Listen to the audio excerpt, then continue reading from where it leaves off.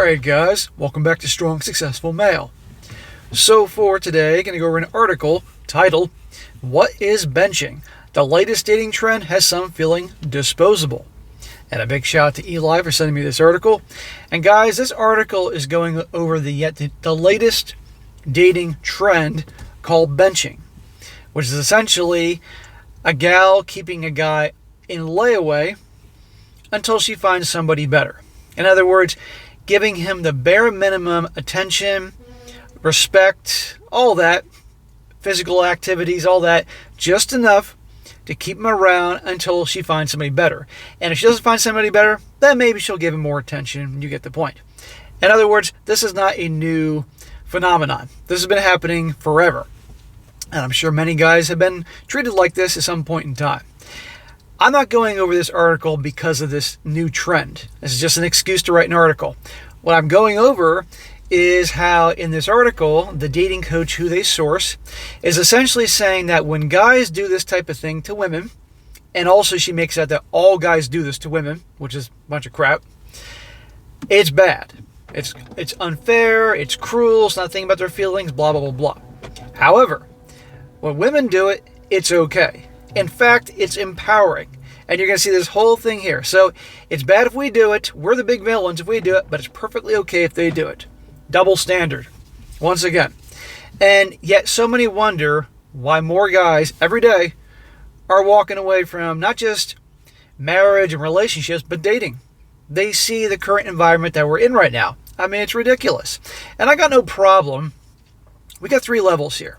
I got no problem if somebody, see you have a guy. He's a relationship guy, wants to find a girlfriend. Fair enough. He's dating. Okay. He meets some chick somewhere, or he does it on a dating app, and they go out.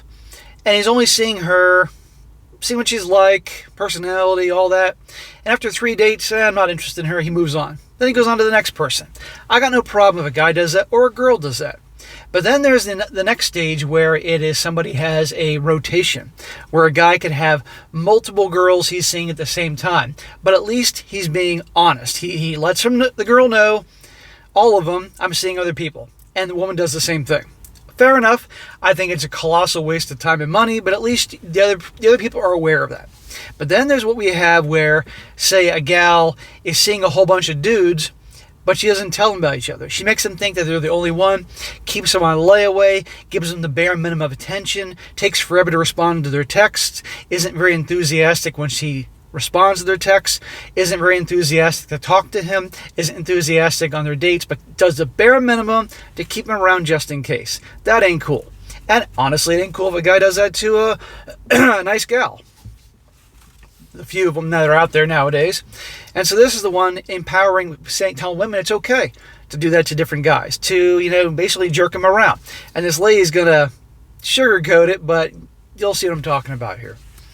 So it starts off, says here, there's shame in this game. Benching, a sports term used to describe putting a player on the sidelines during competition, is a move making some people feel like sore losers in the dating game. Match chief dating expert. Who makes these people experts? Rachel D'Alto told the Post that benching is very similar to breadcrumbing trend. Breadcrumbing, another goddamn term. Says here, you like them, you just don't like them enough to prioritize them, D'Alto explained. Feeling like a backup can damage a dater's self-esteem. It's innately human desire to be wanted and seen. Being benched creates a cycle of unmet expectations and unclear boundaries, and the person being benched will likely start to feel like they are not important, D'Alto added. Yeah, nobody likes that. But here's the deal. Guys, you all have value. I sound like a feminist. You all have value, you all have good things about you. Doesn't mean you gotta walk around with a big ego on your shoulders. You don't deserve to be treated and jerked around. So if you dating relationship guys are starting to notice where she used to be enthusiastic to see you, and all of a sudden you're getting the bare minimum to keep you around, walk. You're better than that. You deserve better than that. And the same thing goes if a gal's being treated that way. But NYC dating coach Grace Lee supports benching if it's done honestly and respectfully. She says, in fact, I encourage all my clients to build a bench. Her female clients. Dating more than one person at a time is actually what dating is all about, she told the Post. To be clear, I don't believe in lying or leading somebody on. If your romantic partner says straight up that they want a full commitment and you aren't ready, you should, out of a matter of respect, let them go. Keeping them on the sidelines isn't benching, it's disrespectful. So, if someone lets people know they're seeing other people, okay, that's fine. Then that person has the choice to keep dating that person or not. And they also have the choice to accept any kind of crappy behavior. But if that person is bullshitting them, now she's saying here, I encourage my clients to be honest about everything. But does that really happen? Not really, or not much. She finds the practice of dating one person at a time a waste, especially for women. Why is it a waste, especially for women? Why can't dating multiple women be a waste for guys? She says, benching, though counterintuitive, is a great way to meet the one. Lady, there is no such thing as the one. But these dating coaches and these romantic movies and love novels are still teaching finding the one. You've given yourself full allowance to explore who is out there. You're considering each person with curiosity and allowing time to tell you what you need to know, Lee said. Juggling connections on dating apps filled with options may seem par for the course in today's digital world, but daters who think they may be the one may be devastated to find out they are not. Well, nobody wants to think that they're expendable, but guess what? We're all expendable. There's 8 billion people on the planet. I mean, guess what? We're not that special. The problem is, particularly here in the West, in America, people seem to think that they're so unique, so special. No, you're not. You're not special. I'm not special. It is what it is. Melissa Randall, a 36-year-old writer from Philadelphia who commutes to NYC for school, told the Post that being benched by a potential suitor left her feeling disposable. Well, guess what, Melissa? You are disposable. And so is the dude that was dating you is disposable. And just like I said, everybody is expendable or disposable. Randall said that she matched with a man on Hinge who had a really good opening line. Oh, for God's sakes. The first night we matched, we chatted for 3 hours. Unbelievable chat chemistry. We were both really taken aback by the strong connection, she said. If you click that wow, why don't you just go fucking meet for a drink? How stupid is this? Randall and her match never met in person, but they FaceTimed constantly for 2 to 3 weeks and even played online games together. Little did she know, she was getting played.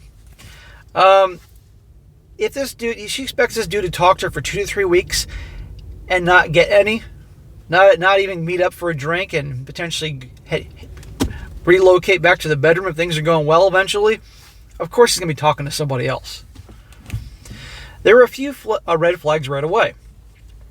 He didn't talk about visiting. He didn't talk about visiting each other, which I kind of thought was strange because of what he said regarding his feelings about our connection. She shared. Why didn't you set the stage for getting together? Why don't you ask him out? This is the age of empowered women. Believe me, if a woman likes a guy a lot, she's going to do everything she can to get him to go out with her. It wasn't until she FaceTimed her online beau with a friend that she discovered his two-timing ways. She said, he's FaceTiming from his computer so I can see he has his phone in hand, and he's texting. Suddenly asked us, interrupting my friend, what a such and such berry is, and she explained. And then says, this girl I'm talking to get a drink with such and such in it, she continued. Randall said she felt frozen and shocked and didn't talk to her match for 2 weeks. He later slid into her DMs with memes, and that's when Randall confronted him about benching her while talking to someone else. Well, newsflash, I don't think there's any guy out there that's dated that didn't have this type of thing done to them. Your average good-looking gal in her 20s, in her prime, is probably talking to 5 or 6 dudes at least. And if she's on social media like Instagram, is getting bombarded with attention from guys, and as well as the dating apps.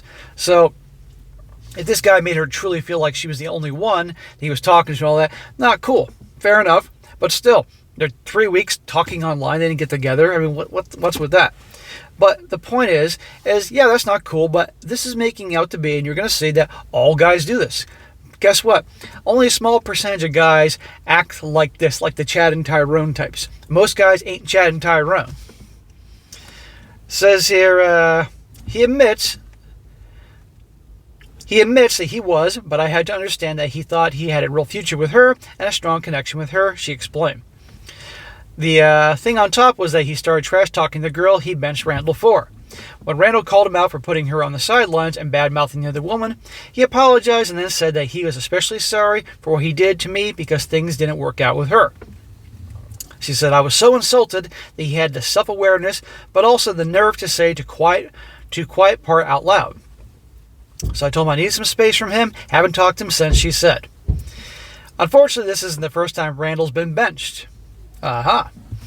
She says, I've had this experience often with guys, even when I've been in a relationship. Many keep women close to them as backups. It's such a shame, she lamented. Well, if this happens to her a lot, it is very likely two things. Number one, there's something about her that turns the guys off. Or two, she's attracted to a certain type of guy. She's attracted to a Chad or Tyrone type who behave like Chad and Tyrone. But also here, if this happens to her so often, I have to wonder does she wait forever to go out with them? Because if all she does is talk to guys online for like 3 weeks, they're eventually going to find other options. It says here, some women do the benching themselves. Alyssa Stacy, a 30-year-old business executive from Manhattan, told the Post that she benches men to calm her relationship anxiety, and she believes many women do the same. Yes, they do the same, except when guys do it, they're the villains, but when women do it, it's empowering. She says, I've done this, usually when there is an inclination that things may not work out with plan A, an effort to distance myself as I'm healing from an anxious attachment style, she said. Anxious from attachment style? She says, I'm always honest with everyone about their passion or position in my life. I don't think it's fair to be labeled as something only men do, because I assure you that women do it just as much, if not more, than men, she shared. Well, I respect her for saying that, and yes, they certainly do. And believe me, most gals do not let guys know the extent of how many dudes they're talking to, sleeping with, etc., etc. And also, but still, even if they let them know they're seeing other guys, they still will, maybe they were enthusiastic about seeing them and spending time with them before, then the guys get the bare minimum. And that ain't cool. Don't waste your time. But again, they're going to look for the best option. She says, you won't text back within 3 seconds because you aren't sure you want to give that signal yet. You won't be as desperate for their approval because mutual interest is going to be a key criteria. And you won't have as much writing on each connection because you value the importance of commitment, because once you commit, there are no other options. So you take this seriously, Lee explained. How many modern gals, particularly ones in their prime, in their 20s, behave in a considerate way that they're trying to say that they should do? Not many. D'Alto had some advice for daters who think they might be on someone's dating bench. It says here, someone can tell they are being benched when the person they're dating isn't making plans with them and fails to communicate consistently, but communicates occasionally to keep them hanging on just in case. Boundaries and being clear with expectations are essential, D'Alto said. That's what I was saying. The guys in this situation, because it's overwhelmingly guys that are benched, as they say, are given the bare minimum. The absolute bare minimum just to keep them hanging around in case in layaway. Guys, don't be that guy. If you're dating a relationship, guys, I know I got plenty on here, don't be like that guy. Because there are plenty of guys out there be happy to do that. And I might add, happy for you to spend money on them, but you're getting the bare minimum. While the guys they really want, they're the ones that get the enthusiastic chasing and treatment and all that. Lee adds, now if you're being benched, just remember, you're allowed to bench too. Unlike basketball, you're allowed to interview and play on the other teams whenever you want. So anyhow, guys, there's your new term for the day, and there'll be a new one probably in a month for the same fucking thing. But you all heard it. It's okay for women to do it, but if guys do it, they're the big villains. And believe me, the way she made out to be that, well, if they do it and they're kind about it, let the guy know, but come on here. Now, a few comments before I wrap this up. One guy says here, I notice how when one person does it, it's dishonest. When another does it, it's empowering. Double standards are a sign of a person with no moral compass and a red flag that means jump ship. Right, that's exactly what I'm telling you here. But there's always double standards with these things. Another guy says here, so the 35-year-old woman who had been texting with some guy she's never met was upset that he was dating other women. Am I missing something here? Was he supposed to be committed because they had been communicating for a few weeks? Then on top of it, he's the bad guy for not suggesting they meet. Maybe he was waiting for the suggestion. Right. And in the age of empowerment, believe me, if a gal likes you, she's going to do everything she can to hint or whatever to get the guy to realize she's interested and ask her out. Or flat out suggest they meet up somewhere. Believe me, they will. And the guy says here, Melissa Randall, a 36-year-old writer from Philly who commutes to NYC for blah, blah, blah, for being benched by a potential suitor, left her feeling disposable. He says, darling, it's dating. You're disposable, and so is he. Get out there and have fun. We're all disposable. We're all expendable. Nobody's special. Problem is, like I said, in the West, in America, you got a whole generation that was raised and told by their parents, their teachers, you're special, you're unique. Newsflash, no you're not. And the last one, this guy says, the only thing trendy about this is the new name benching.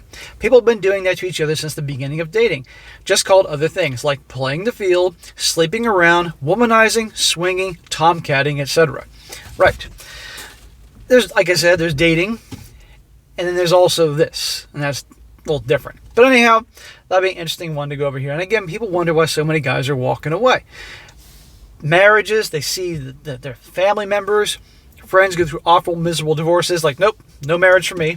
Relationships, they see guys and they themselves experience bad relationships, their friends have bad relationships, all that, like, nope, not for me. And even dating, because they just see the dating scene that is out there, and also realize that 90% of the guys out there are pretty much invisible. So it's like, why would I waste my time? I'm tired of all this bullshit. This is just ridiculous. I'm going to enjoy my life doing what I want to do when I want to do it. Work on the things I enjoy, my hobbies, my interests, hang out with my bros. I don't need this drama, this bullshit. And it's just, as I said before, Sodom and Gomorrah 2.0.